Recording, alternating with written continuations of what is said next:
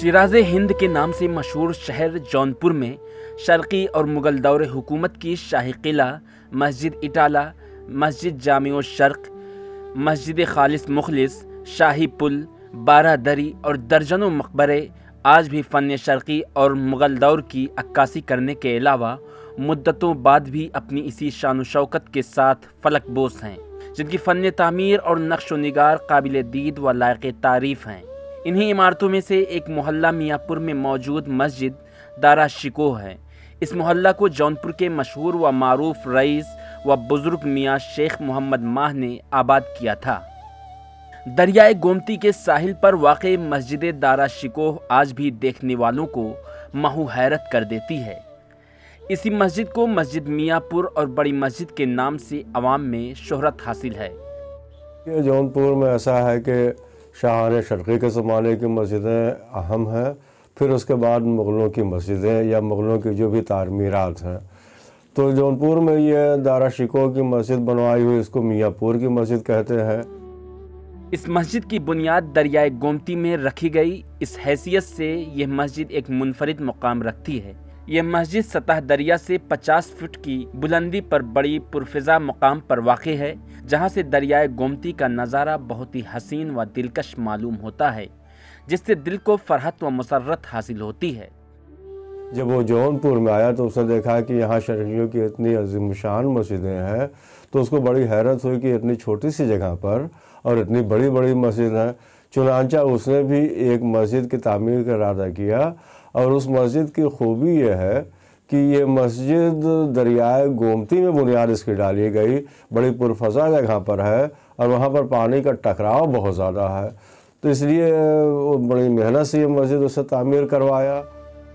اس مسجد کی مضبوطی اور پانی سے حفاظت کے لیے ایک بلند پشتہ تعمیر کیا گیا تھا، جس سے محلہ میاں پور متعدد بار سیلاب کی زد میں آنے سے محفوظ رہا۔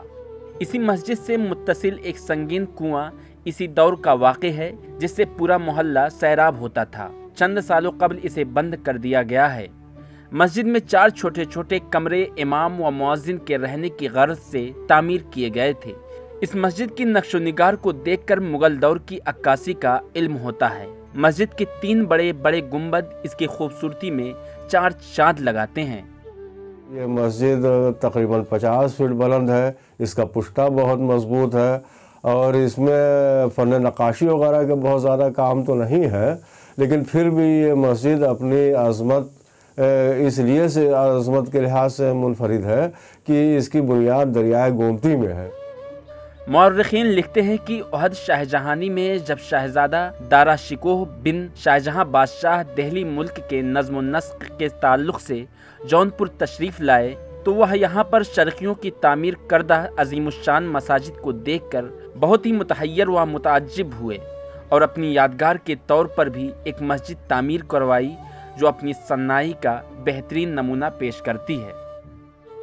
اور دارا شکوہ سے ایک بات یہ بھی ثابت ہوتی ہے، جیسا کہ اس کے بارے میں کہا جاتا ہے کہ اس کے مذہب کے بارے میں کبھی کبھی مشکوک باتیں کی جاتی ہے، اس سے مسجد سے اس کی دینداری بھی واضح ہوتی ہے۔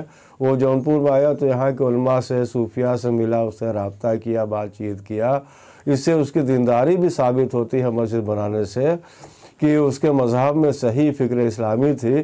حالانکہ یہ بات الگ ہے کہ وہ دوسرے مذاہب کا مطالعہ کرتا تھا، تقابلی موازنہ کرتا تھا، مختلف علوم و فنون کا ماہر تھا، یہ ساری باتیں اس کے بارے میں ہے، لیکن مسجد یہ ثابت کرتی ہے اس کی کہ وہ صحیح الفکر اور صحیح العقیدہ بھی تھا۔ مسجد میں نماز پنجگانہ کے ساتھ ساتھ جمعہ و تراویح کی نماز ادا کی جاتی ہے۔ اس وقت مسجد میں کوئی مستقل امام و انتظام نہ ہونے کی وجہ سے مسجد کا وجود خطرے میں پڑا ہے۔